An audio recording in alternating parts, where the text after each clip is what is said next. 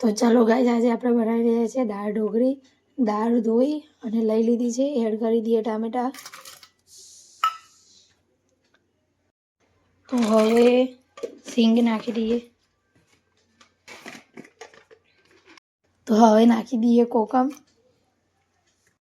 તો હવે થોડું મીઠું નાખી દઈએ, થોડી હળદર. કુકરને બંધ કરીને 3 સીટી વાગવા દઈએ. તો ઘઉંનો લોટ લઈ લીધો છે, અજમો નાખી દીધો, થોડી કસૂરી મેથી નાખી દઈએ, જીરું એડ કરી દઈએ, હળદર,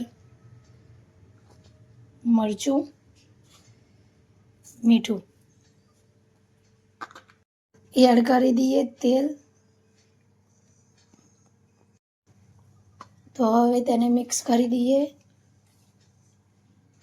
તો હવે લોટ બાંધી દઈએ. લોટ બંધાઈ ગયો છે, થોડી તેલ નાખી દઈએ.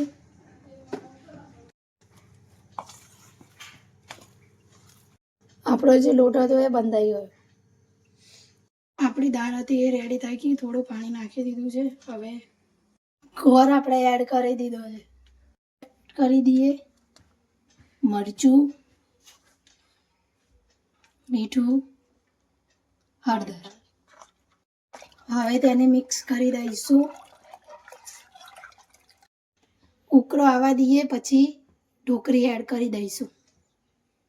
ઢોકળી વણી રહ્યા છીએ.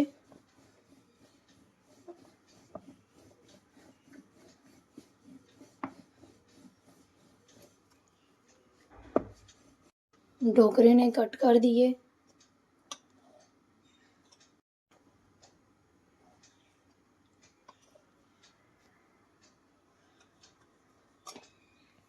તો આપણે વઘાર્યું લઈ લીધું છે. વઘાર કરવા માટે તેમાં તેલ એડ કરી દઈએ.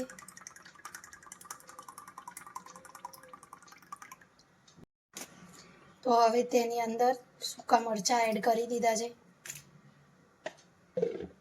તો હવે આપણે ઢોકળી જે કટ કરી હતી એ એડ કરી દઈએ આની અંદર. તો આપણે ઢોકળી રેડી થઈ ગઈ છે. હવે વઘાર એડ કરી દઈએ.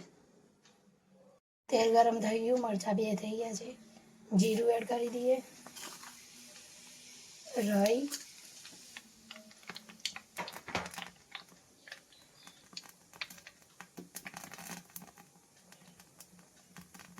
તો હવે આની અંદર હિંગ એડ કરી દઈએ.